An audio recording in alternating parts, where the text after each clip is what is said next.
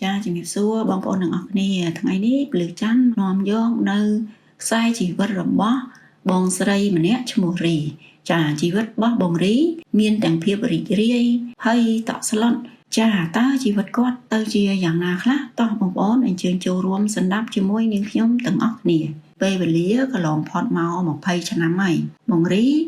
គាត់រស់នៅជាមួយម្ដាយគាត់ម្នាក់ឈ្មោះអ្នកមីងភួងជាស្ត្រីមេម៉ាយនៅខេត្តមួយឆ្ងាយហើយជីវភាពរស់នៅរបស់គាត់ពឹងផ្អែកលើស្រែចម្ការជីវិតម៉ែកូនលំបាកលំបិនគាត់អត់បានឲ្យកូនគាត់រៀនសូត្រពងពោះទេក្រោយមកគាត់ឲ្យកូនគាត់ឈប់រៀនដូចជានៅថ្នាក់ទី3ទី4អញ្ចឹងណាបងប្អូនបានតែមករៀនចេះអានអក្សរបិបកប៉ុណ្ណឹងក៏ឈប់មកជួយធ្វើការងារផ្ទះម្ដាយនឹងរស់នៅពីអ្នកម្ដាយកូនជារៀងរហូតតមកក្រោយមកទៀតនិយាយពីបងរីអស់រយៈពេលច្រើនឆ្នាំតមកបងរីក៏គាត់ធំណាចាពេញរូបពេញរាងហើយមានថ្ងៃមួយនៅក្នុងភូមិរបស់គាត់មានកម្មវិធីបុណ្យតក្កិនបានន័យថាដល់រដូវបុណ្យតក្កិនណាមានអ្នកខេត្តផ្សេងមួយទៀតគាត់បានហែតក្កិនចូលវត្តក្នុងភូមិរបស់បងស្រីរីហើយបងរីគាត់ក៏បានសុំម្ដាយគាត់ទៅបុណ្យតក្កិននឹងនឹងគេម្ដាយគាត់ក៏ឲ្យកូនទៅចាឲ្យកូនទៅបុណ្យហើយបងរីគាត់បានទៅពពោះមិត្តភក្តិគាត់ម្នាក់ឈ្មោះសរំទៅជាមួយគ្នាគាត់បានជាគ្នាអញ្ចឹងណាចាពេលទៅហែតក្កិនហ្នឹងបងរីក៏គាត់បានឃើញបរិសម្នាក់វ័យចំណាស់ប្រហែលជាអាយុ50ជាងដើរមកគេទូត្រៃអញ្ចឹងគាត់មិនចាំគិតច្រើនសួរនាំអីច្រើនគាត់ដឹងថាលោកពូម្នាក់ហ្នឹងគឺជាម្ចាស់ដើមបុណ្យហើយចាបានន័យថាគាត់មើលមកចេញមុខចេញមាត់ជាងគេរបៀបជាលក្ខណៈអ្នកមានហ្មងចាដល់ពេលទៅដល់វត្តធម្មតាមានបុណ្យទាននៅវត្តគេតែងតែរៀបម្ហូបអាហារជូនភ្ញៀវដែលហែតក្កិនចូលមកបងប្អូនពេលហ្នឹងបងរីជាមួយនឹងមិត្តភក្តិគាត់សរំគាត់បានរៀបចំម្ហូបអាហារហើយក៏ហៅភ្ញៀវហៅអីទៅពេលហ្នឹងបងរីក៏គាត់តម្រង់ទៅហៅលោកពូឡយក៏ញឹមវិញថានឹងឯងក្មួយអរគុណច្រើននឹងឯងពូទៅហៅគ្នាពូម៉ានអ្នកមកទៀតសិនដើម្បីជួបជុំគ្នាហូបមួយគ្នាត្មងទៅចាពេលហើយពូឡយក៏បាននិយាយលេងជាមួយបងរីរៀបនឹងបែកគ្នាថាថ្ងៃនេះចប់កម្មវិធីបុណ្យហើយពូក៏លាទៅវិញណាក្មួយសូមឲ្យសុខសប្បាយទាំងអស់គ្នាតែចង់សួរក្មួយបន្តិចបានជាស្គាល់ហើយផ្ទះក្មួយនៅដល់ណាដែរបងរីឆ្លើយមកផ្ទះខ្ញុំនៅទីចុងភូមិម្លេចណោះពូមិនឆ្ងាយប្រហែលទេដើរបន្តិចទៅដល់ហើយអញ្ចឹងក្មួយថ្ងៃរស់នៅប្រហែលអ្នកដែរក្នុងគ្រួសារក្មួយបងរីឆ្លើយចាពូខ្ញុំនៅតែ2នាក់ម៉ែកូនហ្នឹងម៉ែខ្ញុំចំណាស់ប្រហែលជាលោកពូដែរចានឹងឯងចាស់ជាងតិចតួចម្ដាយខ្ញុំឈ្មោះភួងហើយគាត់ជាស្ត្រីមេម៉ាយទេពូខ្ញុំនៅតែ2នាក់ម៉ែកូននឹងឯងអូហើយចឹងក្មួយធ្វើអីដែរធ្វើស្រែធ្វើចការជាមួយម៉ែនឹងពូមានធ្វើអីលក់ដូរតិចតួចហ្នឹងស្គាល់គ្នាដំបូងណាចេះសំណេះសំណាពីនេះពីនោះចឹងទៅពីជីវិតពីអីចឹងហោហែមកហើយក៏ពូក៏ថាក្មួយពូសុំលេខទូរស័ព្ទក្មួយមួយមកដើម្បីតាក់ទងក្មួយថ្ងៃក្រោយទៀតគេលោកពូមកភូមិនឹងអញ្ចឹងណាមួយស្គាល់ភូមិសាស្ត្រនៅនឹងច្បាស់ជាងពូចាំក្មួយជួយធ្វើកិច្ចការពូមួយចំនួនទៅពូមានការងារឲ្យក្មួយជួយធ្វើដើម្បីបានប្រាក់កម្រៃអីខ្លះចិញ្ចឹមគ្រួសារអញ្ចឹងណាក្មួយបងរីក៏សួរថាធ្វើអីគេដែរទៅលោកពូហ្នឹងហើយពូមិនលាក់អីទេពូលក់ឈើបានន័យថាពូឡយគាត់ជាតកែឈើដ៏ស្ដុកស្ដំមួយពេលហ្នឹងក៏បងរីដឹងណាថាពូឡយជាអ្នកមានជាតកែឈើពូឡយក៏ដឹងពីរីវិញដែរថារីគាត់ជាក្មេងស្រីមួយលំបាកនៅមួយម្ដាយក្រកសត់អីសពយ៉ាងអញ្ចឹងណាពីហ្នឹងមកក៏ពូឡយគាត់លាមកខេត្តគាត់ផ្ទះគាត់វិញទៅជារឿយពូឡយតែងតែទៅលេងបងរីរហូតក្នុងនាមជាអ្នកស្គាល់គ្នាអញ្ចឹងសួរសុខទុក្ខពីម្ដាយពីអីចឹងទៅហើយថ្ងៃមួយនោះពូឡយក៏បានមកដល់ភូមិបងរីសារជាថ្មីម្ដងទៀតហើយក៏ស្កាត់រកជួបបងរីដើម្បីស្គាល់ផ្ទះស្គាល់សប្បាយ ហ្នឹងហើយក៏បានជួបគ្នាទៅជួបម្ដាយជួបអីនិយាយលេងសំណេះសំណាលពីនេះពីនោះពីរឿងការងារគាត់មុខរបរគាត់ថាគាត់មកហ្នឹងរម៉ួយរអីចឹងចង់ឲ្យក្មួយរីជួយមកចំណែកទៅចឹងណានិយាយប្រាប់ម្ដាយបងរីហ្នឹងហើយម្ដាយបងរីក៏ញឹមថាហ្នឹងហើយល្អតាបងអើយហៅពូលយហៅបងចឹងដែរណាព្រោះគាត់អាយុប្រហែលល្បាក់ល្បាគ្នាល្អតាបងបានមានការងារបានជួយចឹងខ្ញុំត្រេកអរខ្លាំងណាបងហើយពូលយក៏ញឹមថាមិនអីទេយើងជួយអីគ្នាបានក៏ជួយតាមនឹងទៅយើងរស់នៅយើងចេះជួយគ្នាខ្លះទៅក្រោយមកពូលយនឹងមានចិត្តស្រឡាញ់បងរីគាត់ក៏បាននិយាយជាមួយនឹងមីងភួងថាបងខ្ញុំថ្ងៃនេះមានរឿងចង់និយាយមួយបងបន្តិចសុំបងកុំប្រកាន់ណានឹងហើយដោយសារខ្ញុំនិយាយផ្ទាល់ខ្លួនឯងអត់មានអ្នកណាមកនិយាយជំនួសរាល់ថ្ងៃខ្ញុំឃើញរីខ្ញុំមានចិត្តអាណិតស្រឡាញ់បើខ្ញុំចូលស្ដីរៀបការធ្វើជាប្រពន្ធបងយល់ទាស់អីអត់ព្រោះអីវាវ័យវារៀងកំលៀតពីគ្នាគួរសមដែរប៉ុន្តែខ្ញុំជាបរិះពោះម៉ាយទេអត់មានប្រពន្ធកូនអីទេអញ្ចឹងហើយខ្ញុំចង់បានប្រពន្ធមកទៅគ្រាន់ទុកដាក់លុយកាក់ដែលខ្ញុំរកបានមកអញ្ចឹងណាខ្ញុំនៅតែឯងខ្ញុំចេះតែចាយវាយទៅវាអត់មានដែនកំណត់ពិបាកដែរមនុស្សប្រុសដែលអត់ប្រពន្ធហើយខ្ញុំគិតថាចង់សួរនាំបងផ្ទាល់អញ្ចឹងតើយល់ថាមិនដែរពេលហ្នឹងអ្នកមីងភួងក៏ឆ្លើយមកវិញថាបើសិនជាបងស្រឡាញ់អាណិតក៏យើងចូលតាមច្បាប់ទៅរៀបការតាមប្រពៃណីទៅខ្ញុំក៏មិនថាអីដែរចាំកូនមកមិនទុកធ្វើអីទេបើសិនជាមានអ្នកល្អអាចផ្ញើវាសនាអនាគតបានខ្ញុំក៏រៀបចំឲ្យហើយក្រោយមកក៏គាត់រកពេលវេលារៀបចំការឲ្យយ៉ាងអធិកធមហើយរួចរាល់ទៅពូលយក៏បានសុំមីងភួងយករីនឹងទៅនៅជាមួយគាត់រីដូចគាត់មានវាសនាល្អណានឹងឲ្យក្រលំបាកខ្លាំងមែនតែនស្រាប់តែមកជួបអ្នកមានដ៏ស្ដុកស្ដំមួយមានទាំងមុខរបរធំដុំមានមុខមានមាត់ទៀតអ្នកណាក៏ស្គាល់គាត់ទៅរស់នៅជាមួយពូលយនឹងយ៉ាងមានក្តីសុខហ្មងណាហើយអ្នកស្រុកអ្នកភូមិនឹងអ្នកណាក៏តែងតែសរសើរគាត់ដែរថាគាត់មានវាសនាល្អនឹកស្មានថាជីវិតគាត់ជួបនៅព្រេងសំណាងដ៏ល្អអញ្ចឹងណាមួយទៅសើគ្រប់គ្នាចាបងរីក៏មកនៅមួយពូលយរយៈពេលមួយរយៈគាត់ចាប់ផ្ដើមពោះធំហើយពេលដែលគាត់មានពោះកូនទី1ហ្នឹងក៏លេចលឺរឿងរ៉ាវពីលេចពីកើតមកប្រាប់គាត់ចឹងណាអ្នកនៅក្បែរហ្នឹងថាក្មួយឯងមានសំណាងហើយបានមករៀបការជាមួយនឹងពូលយហ្នឹងប៉ុន្តែក្មួយឯងអត់ដឹងទេអីពូលយគាត់មានប្រពន្ធ2នាក់ប្រពន្ធគាត់ក៏នៅក្នុងភូមិហ្នឹងចិត្តហ្នឹងគាត់ធ្វើផ្ទះឲ្យម្នាក់មួយចែកមុខរបរចែកទ្រព្យសម្បត្តិចែកអីឲ្យអញ្ចឹងប៉ុន្តែគាត់នៅតែតំណែងគ្នារហូតជាប្តីជាប្រពន្ធអញ្ចឹងអត់មានដាច់ស្រឡះអីពីគ្នាទេក្មួយបានដឹងអត់មីងគ្រាន់តែឆ្ងល់ឃើញក្មួយឯងមកដូចគ្មានសាច់ញាតិមានអីមកតែឯងអញ្ចឹងណាហើយដូចជាមិនដឹងរឿងអីមើលទៅបងរីគាត់ក៏ឆ្ងល់គាត់បើកភ្នែកធំហាមិនបានគាត់អត់ដឹងរឿងនឹងសោះពូលយនឹងលាក់ចិត្តអត់មានលេចលឺអីអញ្ចឹងណាហ្នឹងហើយគាត់ក៏មានអារម្មណ៍ដូចថាមិនសូវសប្បាយចិត្តប៉ុន្តែគាត់រស់នៅសុខហើយគាត់ក៏សង្ងំទៅគាត់ថាបើធ្វើម៉េចជ្រុលហើយបើគេមានប្រពន្ធមានអីក៏ដោយឲ្យតែគាត់បានសុខគាត់ក៏សុខចិត្តហើយអញ្ចឹងណាគាត់មិនខ្វាយខ្វល់អីចំណែនឬក៏រស់រឿងសុំតែសុខមួយយ៉ាងអញ្ចឹងណាក៏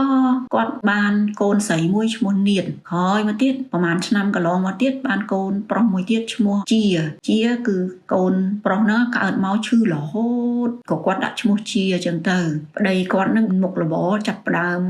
រង្គោះរង្គើមានឧបសគ្គរឿងមុខរបរគាត់នឹងចេះតែមានហេតុកើតមករាំងស្ទះផ្លូវច្បាប់អីនឹងរកឃើញថាគាត់រស់ស៊ីនឹងវាមិនស្របច្បាប់ត្រឹមត្រូវអីចឹងណាមានបញ្ហារឿងមុខរបរខ្សែធនពីមួយថ្ងៃទៅមួយថ្ងៃហើយនឹងរឿងប្រឈមមុខផ្លូវច្បាប់ទៀតអញ្ចឹងធ្ងន់ធ្ងរហ្មងពេលហ្នឹងគាត់ក៏ចាប់ផ្ដើមកពុលមុខណាចាហើយអត្តចរិតគាត់នឹងក៏ចាប់ផ្ដើមប្លែកសម្ដីអសរោះភាពកាចសាហាវអីចេញមកអញ្ចឹងណាចាប់ផ្ដើមជេរប្រមាថបងរីនឹងពីមួយថ្ងៃទៅមួយថ្ងៃចេះតែមានហេតុហើយក៏ដាក់បន្ទុកលើបងរីថែមទៀតថានឹងឯងនឹងចង្រៃចូលមកក្នុងជីវិតខ្ញុំឲ្យខ្ញុំនឹងជួបបញ្ហាខាតបង់ក្នុងការងាររស់ស៊ីលុយកាក់អីខ្ទេចខ្ទីអស់ហើយលិញចង្រៃមកពីនាងឯងស្រីចង្រៃហ្មងចូលមកជីវិតខ្ញុំពេលណាខ្ញុំមិនដែលឃើញមានភាពសុខដុមភាពជំរុំចម្រើនអីទេមានថ្ងៃខ្លះឆ្លោះគ្នាបងរីពេលខ្លះក៏គាត់ទ្រាំអត់បានគាត់ក៏តខ្លាមួយម៉ាត់ពីរម៉ាត់អញ្ចឹងណាគោវាយគ្នាទះ តប់គ្នាឡើងឃ្យូមុខឃ្យូមាត់ហើយកូនតូចនឹងឃើញឪពុកម្ដាយឆ្លោះវាយគ្នាអញ្ចឹងក៏យំស្រែកពេញតែផ្ទះអញ្ចឹងណាកើតភាពច្បោកច្បល់បាត់បង់អស់ពន្លឺរស្មីក្តីសុខមិនត្រឹមប៉ុណ្្នឹងទេថែមទាំងមានប្រពន្ធទី1ទី2អីហ្នឹងមកថាជេរឌីលនាងថែមទៀតពេលដែលថារឿងកើតភាពចលាចលភាពមិនល្អអញ្ចឹងណាក៏មកជេរឌីលថាស្រីចង្ញៃអីសពគ្រប់អញ្ចឹងទៅគុំសង្ឃឹមថាបានសុខនៅលើទំនុំខ្ពង់ខ្ពស់ហ្នឹងផ្ទះហ្នឹងក៏មិនអាចបានទៅនាងឯងអ្វីគ្រប់យ៉ាងក៏មិនបានដែរនាងឯងដឹងតែបានតែបាត់ដៃទៅទេមិនស្រួលហ្នឹងកូនទាំងពីរហ្នឹងក៏មិនបានទៀតទៅតែខ្លួនទៅទេអីចឹងណាជេរឌីលប្រមាថហើយមង្រីហ្នឹងមានអីហៅតែពីទឹកភ្នែកហ្នឹងចាក៏មិននឹងឲ្យអ្នកណាជួយព្រោះខ្លួនមួយម្នាក់ឯងអត់មានសាច់ញាតិអីផងម្ដាយនៅឯផ្ទះនោះអត់ដឹងរឿងទេហើយមកទៀតម្ដាយបាត់កូនយូរក៏ចេះតែទេមកលេងកូនសួរសុខទុក្ខហៅកូនថាមកលេងផ្ទះនឹកកូននឹកចៅនាំចៅមកលេងអីចឹងណាគាត់ក៏នាំកូនគាត់ទាំងពីរហ្នឹងទៅលេងម្ដាយគាត់ហើយម្ដាយក៏សួរថាមិនកូនឯងមកនាំតាចៅមកអញ្ចឹងហើយឯណាប្តីអត់នាំមកជូនមកគាត់របៀបថាគាត់ឆ្ងល់ណាចាហើយរីហ្នឹងក៏នៅលាក់ម្ដាយទៀតថាអូម៉ែអើយគាត់រវល់ការងារខ្លាំងអញ្ចឹងបាច់ឲ្យគាត់ជូនទេកូនមកខ្លួនឯងបានហើយម្ដាយចិត្តទៅលួចមើលមុខកូនឃើញមុខស្លេកហើយរាងកាយហ្នឹងក៏ខុសពីធម្មតាដូចរបៀបថាមនុស្សអត់សុបាយចិត្តណាមនុស្សដែលមានទុកជាទងន់អញ្ចឹងមើលមកទៅម្ដាយហ្នឹងក៏មានអារម្មណ៍ថាពិបាកចិត្តណាគិតថាមិនដឹងថាជីវិតកូននឹងជួបហេតុអីខ្លះរឿងអីខ្លះលាក់នឹងគាត់អញ្ចឹងណាចាដល់ពេលក្រោយមកមីងភួងក៏គាត់ចាប់ដើមធ្លាក់ខ្លួនឈឺចាឈឺធ្ងន់ដាស់ពីថ្ងៃទៅថ្ងៃពីថ្ងៃទៅថ្ងៃគាត់ក៏ទ្រាំទ្រនឹងជំងឺគាត់នឹងអត់បានគាត់ក៏ស្លាប់ទៅចា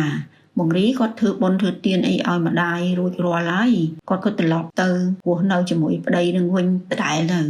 ប្រៀបដូចជាគេហៅថាសត្វស្លាបរស់នៅទ្រុងមាសដ៏ស្ដុកស្ដំណាចាប្រែคล้ายទៅជាមច្ចរាជដ៏ខូខើចឹងចាវាប្រែคล้ายលះហ្មងផ្លែតភ្លាមអញ្ចឹងតែប្រហែលឆ្នាំកន្លងផុតមករឿងរ៉ាវវាបដូរផ្លាស់ទៅជាមិននឹកស្មានដល់អញ្ចឹងដូចរបៀបជីវិតធ្លាប់ក្រលំបាកមកជួបភាពសុបោសបាយគឺហាមានបានផុតពីសុបោសបាយសុខបានមួយរយៈមកជួបរឿងរ៉ាវដ៏គួរឲ្យភ័យខ្លាចបងប្អូនហ្នឹងហើយជីវិតនារីម្នាក់ហ្នឹងគឺគួរអាណិតគាត់ណាយើងទាំងអស់គ្នាម្នាក់បើសិនជាជួបអញ្ចឹងយើងក៏ពិបាកទទួលយកណាបងប្អូនចាដល់ពេលហើយចេះតែនៅជាមួយគាត់មួយរយៈមកទៀតរឿងក៏កើតឡើងដោយព្យុះសង្ឃរាអញ្ចឹងពីមួយថ្ងៃទៅមួយថ្ងៃកើនកម្ដៅខ្លាំងឡើងអត់មានថមថយអត់មានអ្វីដែរត្រឡប់មកល្អប្រសើរវិញអីទេមានតែទៅមុខថែមទៅអញ្ចឹងណាពូលយនឹងក៏ឌីលថ្មីសពគ្រប់បែបយ៉ាងថានឹងឯងចង្រៃមកអាចនៅរួមរស់ជាមួយខ្ញុំតទៀតចេញពីជីវិតខ្ញុំចេញពីផ្ទះខ្ញុំទៅមួយថ្ងៃគាត់ផឹកតែស្រាហ្មងពូលយនឹងពេលគាត់យ៉ងចិត្តថ្ងៃណាក៏ថ្ងៃស្វឹងថ្ងៃណាក៏ថ្ងៃលោឡាដេញជ្រះឆ្អេះបង្រីនឹងសពគ្រប់បែបយ៉ាងឲ្យចេញពីជីវិតគាត់អ្នកណាទ្រាំបានវាយតប់រងថ្ងៃបង្រីនឹងក៏គាត់សម្រេចចិត្តថាជីវិតគាត់ត្រូវដែរតែសែតទៅជាយ៉ាងណាយ៉ាងណីមិនដឹងទេតាមតាព្រេងវាសនាទៅគាត់គិតចឹងក៏ចេញពីពូលយនឹងហើយកូនក៏អត់ឲ្យទៀតគឺថានាងឯងទៅតែម្នាក់ឯងទៅកូនអញអត់ឲ្យទេគាត់និយាយអញចឹងពូលយហ្នឹងអសរោះចឹងហ្មងអញអត់ឲ្យកូននឹងទេបង្រីក៏ទឹកភ្នែកលហេមលហាមសេះស្រះហ្នឹងឯងជូតទឹកភ្នែកឯងរៀបខោអាវដើរចេញទៅអញ្ចឹងគ្មានអ្វីនៅខ្លួនទេមានលុយកាក់ផែបន្តិចតួចស្ដួចស្ដើងហ្នឹងក៏ចេញមកគាត់អស់ជំរឿហើយមិនដឹងថាទៅច្រកណាទៅធ្វើអីអញ្ចឹងវល់អស់ហើយពេលហ្នឹងដល់ពេលហើយគាត់ក៏បានស្គាល់គេម្នាក់អញ្ចឹងណាគាត់ធ្វើដំណើរទៅគាត់ក៏និយាយប្រាប់តាមពូដល់តុកហ្នឹងថាពូអើយខ្ញុំអត់មានស្គាល់គោលដៅស្គាល់អីទាំងអស់មកនៅស្រុកហ្នឹងគឺខ្ញុំអត់ស្គាល់អីទេខ្ញុំចង់រកការងារធ្វើមិនដឹងថាទៅរកការងារណាធ្វើទេពូក៏បានណែនាំថាអូមានកន្លែងធ្វើការមួយដូចគេរើសបុគ្គលិកស្រីបម្រើការងារនៅនឹងរត់តុករត់អីហ្នឹងហ្នឹងហើយអូនឯងទៅសុំគេធ្វើក្នុងទៅពេលហើយបងរីថាអញ្ចឹងពូជូនខ្ញុំទៅបន្តិចទៅខ្ញុំទៅសួរគេខៃឡូបានការងារធ្វើហើយពូក៏គាត់បានជូនទៅដាក់នៅកន្លែងហ្នឹងគាត់ក៏ទៅសួរតកែនៅហ្នឹងសុំធ្វើការធ្វើអីគេក៏ទទួលគាត់យកធ្វើការ ខាងផ្នែករត់តុកទទួលភ្ញៀវទទួលអីចឹងណានឹងឯខារ៉ាអូខេគេហៅ KTV ហ្នឹងគាត់ក៏បានធ្វើការនៅនឹងធ្វើការនៅអស់រយៈពេលយូរគាត់បើដែរដល់ពេលមករយៈស្រាប់តែលិចមុខប្តីគាត់ហ្នឹងពូឡយហ្នឹងទៅស៊ីផឹកនៅហាងហ្នឹងទៀតហើយពូឡយហ្នឹងគាត់ទៅគាត់មានគ្នាគាត់2 3នាក់ទៅជាមួយចឹងណានឹងហើយមកក្រុមគេហ្នឹងពូឡយក៏បានឃើញបងរីហ្នឹងរត់តុករត់អីបងរីរត់តុកមកចំពូឡយនឹងចំតុកពូឡយនឹងកំពុងអង្គុយមួយគ្នាគាត់ប្រហែលអ្នកហ្នឹងហើយក៏2អ្នកហ្នឹងភ្ញាក់ផ្អើលបងរីភ្ញាក់ផ្អើលខ្លាំងហ្មងពូឡយក៏ឃើញអញ្ចឹងក៏និយាយសើចចំអកឲ្យប្រពន្ធជាទីស្រឡាញ់អស្ចារ្យណាស់ណាជីវិតបានលុយសន្ធឹកសន្ធាប់មើលទៅមួយថ្ងៃទទួលភ្ញៀវបានប្រហែលអ្នកដែរនិយាយចំអកលក់លើយឲ្យគាត់អញ្ចឹងហើយក៏សើចក្អាយនឹងថ្ងៃរបៀបមនុស្សគេហៅថាពុលមួយស្រាយស្វឹងលែងដឹងទិសតំបន់អីមួយថ្ងៃគាត់ទៅវិផឹកអញ្ចឹងណាហើយបងរីនឹងគាត់មានអារម្មណ៍ដូចថាធំធរនឹងសម្ដីនឹងអត់បានណាឈឺចិត្តមិនគួរណាវាធ្លាក់ដល់សភាពបែបហ្នឹងក៏និយាយគ្នាបទ្រុសសរាយគ្នាទៅមកពាក្យសម្ដីដាក់ឲ្យគ្នាធ្ងន់ទៅមកអញ្ចឹងបងរីនឹងក៏គាត់ធ្វើចិត្តអត់បានណាទុកចិត្តទុកអារម្មណ៍អត់បានក៏ទៅបបាយបតប់ជាមួយពូឡយវាយទះតប់គ្នាខ្វាចពូឡយនឹងអីចឹងណាយ៉ាមុខចេញឈាមអីមកពូឡយនឹងក៏កើតហើយចិត្តក្តៅក្រហាយណានឹងហើយភ្លើងកំហឹងពុះមកក៏ចាប់បងរីទះវិញហ្មងទះបកាច់ប្រកិនវាយអស់ដៃបងរីនឹងទៅក្រៅទៀតជាមួយនឹងពួកម៉ាក់គ្នាមកក្រុមហ្នឹងពេលហ្នឹងឯងអ្នកធ្វើការក៏ផ្អើឆោឡោឆ្ងល់ថាម៉េចបានបន្ទុះសរាយគ្នាអញ្ចឹងភ្ញៀវជាមួយនឹងបុគ្គលិកធ្វើការនៅហ្នឹងអញ្ចឹងណាពូឡយហ្នឹងក៏ឆ្លើយមកថាមិនបាច់មកខ្វល់មិនបាច់មកសួរនាំដឹងឮអីរឿងខ្ញុំទេនេះគឺជារឿងប្តីប្រពន្ធរបស់ខ្ញុំទេខ្ញុំខឹងប្រពន្ធវាជារឿងធម្មតាខ្ញុំមិនអោយមកធ្វើជាស្រីការ៉ាអូខេទេខ្ញុំមិនអោយមកធ្វើទេអញ្ចឹងរឿងរបស់ខ្ញុំឯងមិនបាច់មកសួរនាំមិនបាច់មកចង់ដឹងហើយគាត់ក៏ចាប់បងរីបើកឡានយកទៅទាំងយប់ហ្នឹងដឹងមកទេគាត់យកទៅគាត់មិនមែនយកទៅស្រួលបួរណាទៅផ្ទះទៅសបែងទៅជានីគ្នាវិញដោយសារការអាណិតអីនិយាយដូចប្រាប់គេថាជាប្រពន្ធជាអីហ្នឹងណាគាត់យកមកធ្វើដូចរបៀបលេងសើចល្បែងលេងសើចទេសកអញ្ចឹងផ្លូវភេទអញ្ចឹងយកទៅផ្ទះសំណាក់ពេលហើយគាត់ក៏បានធ្វើបាបបងរីហ្នឹងជាមួយនឹងគ្នាគាត់ហ្នឹងក៏ព្រួតគ្នាទៅធ្វើបាបដែរពេលហើយឆ្លោះគ្នាទៀតបងរីហ្នឹងថាហៅគាត់មកធ្វើអញ្ចឹងធ្វើបាបគាត់សពគ្រប់បែបយ៉ាងគាត់ថាមកហ្នឹងគឺដើម្បីដោះស្រាយរឿងកូនទាំងពីរហ្នឹងសួរថាកូនទាំងពីរហ្នឹងមកហើយគាត់ចង់សុំកូនមកវិញមកថែអាសាខ្លួនឯងអញ្ចឹងទោះបីជាគាត់គ្មានអីក៏ដោយអញ្ចឹងអានឹងទឹកចិត្តម្ដាយដែលស្រឡាញ់កូនពូឡយហ្នឹងគាត់ថាកុំបាច់សួរនាំរឿងកូនរឿងអីទេ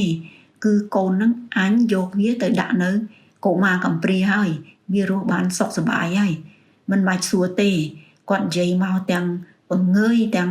មិនខ្វល់អញ្ចឹងណាចាពេលហ្នឹងបងរីគាត់ខឹងខ្លាំងមែនទែនណាស្ទុះទៅបបាយបតប់គ្នាថែមទៀតនឹងឲ្យឆ្លោះគ្នាថែមទៀតពេលហ្នឹងឯងក៏គាត់ចាប់ផ្ដើមវាយសន្ធប់មកលើបងរីវាយយកមែនទែនវាយហើយសង្កត់ក៏យកខ្នើយទៅខ្ទប់បថប់ដង្ហើមហ្មងជាមួយគ្នាគាត់អីហ្នឹងក៏ជួយជោគចៅទៀតស្រោះគ្នាហ្មងជួយជោគចៅវាយធ្វើបាបបថប់ដង្ហើមបងរីហ្នឹងដាច់ខ្យល់ស្លាប់បាត់ណាពេលស្លាប់ហើយពួកគ្នាគេហ្នឹងក៏មានអារម្មណ៍ភ័យស្លន់ស្លោ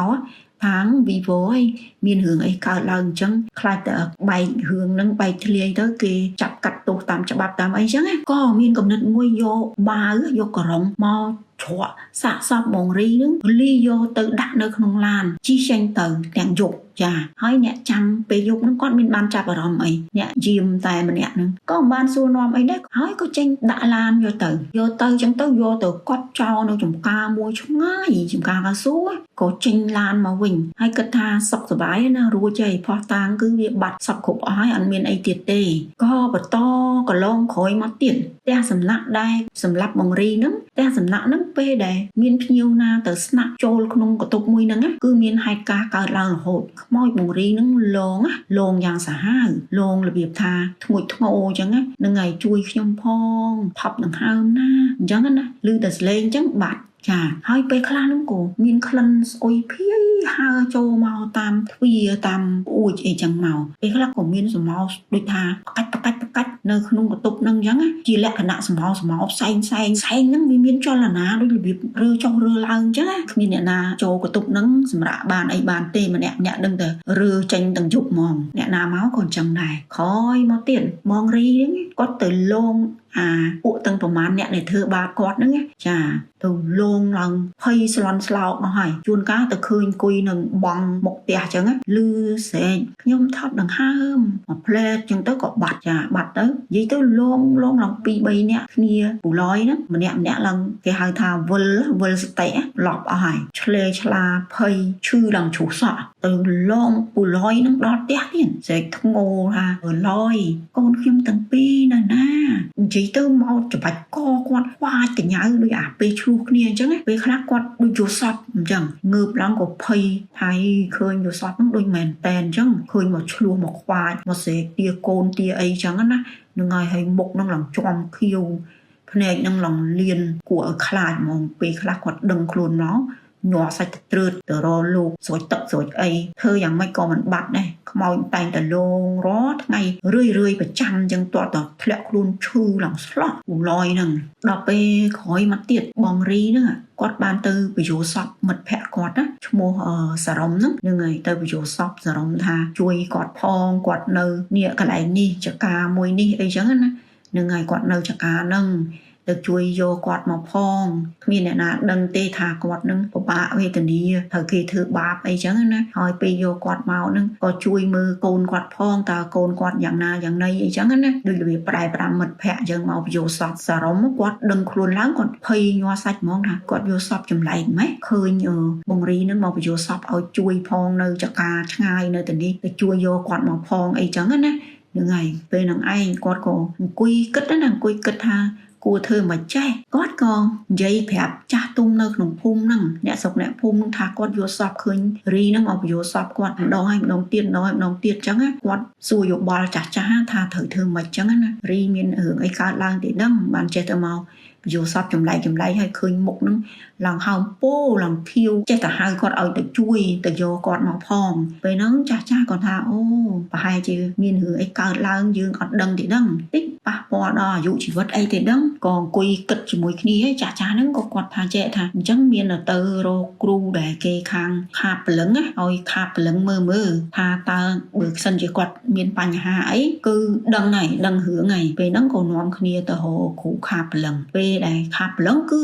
បងរីនឹងមកស្ដែងមកនិយាយនៅក្នុងខ្លួនរបស់គ្រូហ្នឹងហើយនិយាយប្រាប់មិត្តភ័ក្តិគេរៀបរាប់យំរៀបរាប់ដំណើរដើមតងតាំងពីដើមដល់ចប់ប្រាប់ចេះមួយចេះពីរមករហូតហើយប្រាប់ទីកន្លែងដែលឲ្យទៅជួយយកគាត់នឹងមកផងដល់ពេលអញ្ចឹងម្នាក់ថាអូយសាហាវណោះមិនគួរឲ្យជឿសោះខំទៅសើថាគាត់មានភ័ព្វវាសនាល្អមានសំណាងល្អបានទៅរស់កន្លែងដ៏មានបានស្ដុកស្ដំអញ្ចឹងណាខ្លាយជាលោកស្រីមិននឹកស្មានថាដល់ថ្នាក់ហ្នឹងចូលមកនិយាយប្រាប់ពីភាពវេទនាពីការគេធ្វើបាបអីសពគ្រប់និយាយពីរឿងកូនចៅអីប្រាប់មកជីវិតគាត់គឺគាត់ប្រាប់ក្នុងដែលគេខាបព្រលឹងមកនោះគឺគាត់និយាយប្រាប់ហោហែដូចសាច់រឿងពីដើមដល់ចប់មកហើយក៏យកសំណុំរឿងហ្នឹងទៅប្តឹងតាមផ្លូវច្បាប់ណាទៅក៏គេទៅស្រាវជ្រាវរកដល់ទីកន្លែងដែលសពបានមកបញ្យោសពមិត្តភ័ក្តិហ្នឹងទៅកាយគាស់រោសើជ្រាវរោទៅឃើញសាកសពដែលកប់នឹងមែនចាកាយមកនៅសល់បណៃ